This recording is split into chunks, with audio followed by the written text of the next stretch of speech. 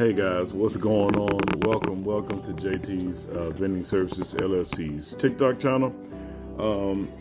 This video right here, man, is just something I want to do because of the government shutdown. So as of right now, we're looking at the government been shut down here in the United States for about 13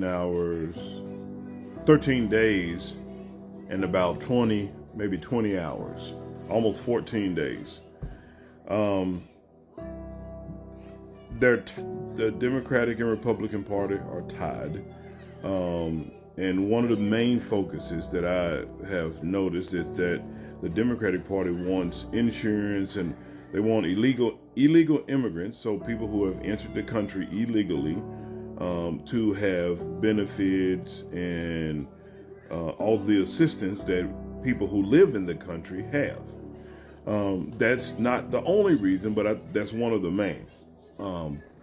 And what I feel like they're trying to do is make Trump look bad, which is fine. Like, you want to make him look bad, but you're hurting the American people. You're hurting us, people who need the assistance. You're shutting down the government because you can't get, either party wants their way. The American people are suffering, and I understand it. I understand why the shutdown is happening for the most part, but that don't mean it's right. That don't mean I have to like it. We have a lot of Americans who are suffering due to the shutdown. I have friends who work for the federal government and who are not getting paid but still have to go to work. They're still obligated to go to work and having to pay their bills. So this is what I yell about, talk about all the time. Guys, have a budget. Set a budget, live off less than what you make, and have an emergency fund. So during a government shutdown, you're not so much worried about it. You worry about your bills. But if you spend all this time living paycheck to paycheck, and you're a government employee, and you've been relying on, oh, my paycheck gonna come, this is not the first government shutdown, guys. This is not the first one they've ever done. They've done several of them. And over the past 15, 20 years, they have not been getting better. And I don't foresee it getting any better for us until they come to an agreement. And I think tonight, 6 o'clock, they're supposed to be convening, having a session, trying to get back in and figure out what's going on, when are they going to reopen. But we're at about 14 days, close to 14 days of shutdown. And, airports and prisons and all these other places that serve the public, they have to run. And they need people to operate them. And these people have already signed these contracts, and they have to go to work, but they just won't get paid. And they'll get a lump sum when things start rolling again, but that still doesn't help when you've been living from paycheck to paycheck. And my whole point was doing this video was to give you my point of view and my opinion, and just to urge everyone who is within the sound of my voice, you need to set a budget. We talk about this. We talk about Dave Ramsey's 7 baby steps. We know people hate Dave Ramsey, but you gotta admit, you at some point you can hate the man, but not his baby steps, because those baby steps saved our lives. We followed them, set a budget, stuck to it. Yes, it was hard up front, but we benefit from it now.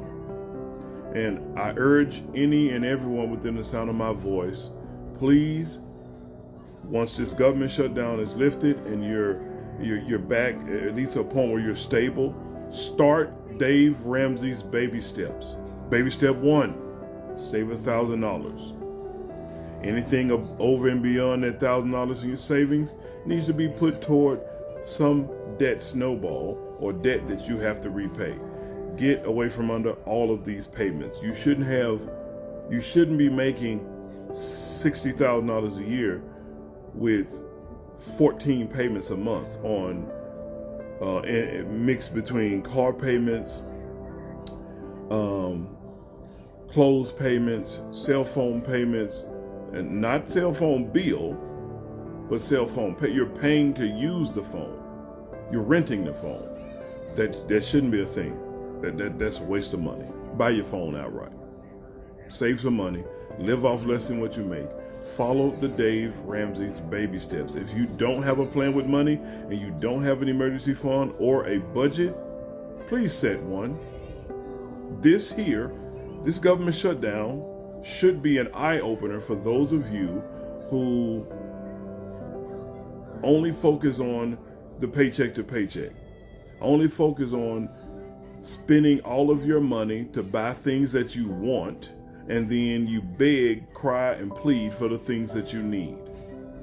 That's called the poverty mindset. Thomas Sowell talks about it. W.E.B. Du Bois talks about it. Even Professor McWhiney, he wrote the book called Cracker Culture. He talks about it. It's a mindset. If you can't discipline yourself to do better with your finances, then you're going to struggle in almost every area of your life coming up because you have no discipline, no structure. So I urge you guys, after this after this government shutdown, guys, please consider setting a budget. That means sitting down and writing down all of your income, and one side write down all of your expenses, everything that goes out for bills, that leaves your bank account. And then from there, accumulate, acclimate, what do you have? What kind of money you have? If the government were to shut down again, and you are a government employee, how would you be able to continue to pay your bills in spite of the government shutdown? And I know there's a lot of government employees, but there's some people that are still getting paid.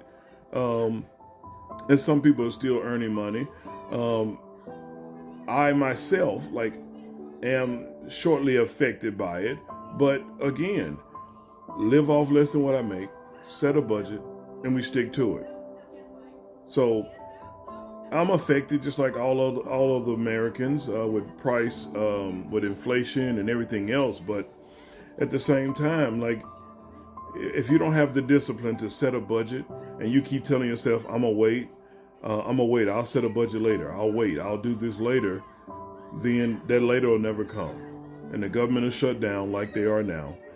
And you'll be struggling financially, either because of price increases or you don't have a paycheck coming in, but you still are obligated to get up and go to work, especially if you're a federal correction officer. Still got to work your shift. You need gas. You need food for your family. You got to figure something out. So I urge everyone who is within the sound of my voice, I urge you guys, please set a budget. Build that financial aptitude to where you can handle yourself in an emergency financially. It's imperative that you do so, because the things that are about to just come to fruition in the U.S., you're not gonna like it. You're not gonna like it. And the sad part is, it's easier to broker peace, as you can notice from the news. Donald Trump just brokered peace between Hamas and Israel, a 2-year war. He just brokered peace with them during a 2-year war. But our government cannot make a decision on to stay open and help fund things. We fight amongst ourselves, but Trump goes over there and brokers peace with Israel and Hamas after a 2-year war, like that. But our government is struggling. So guys, you're not gonna like what's coming. Please be prepared. Continue to have faith in Jesus Christ. Continue to set a budget and focus on the things that you must do. I love you guys. Be safe. Au revoir. A bientôt. À la prochaine.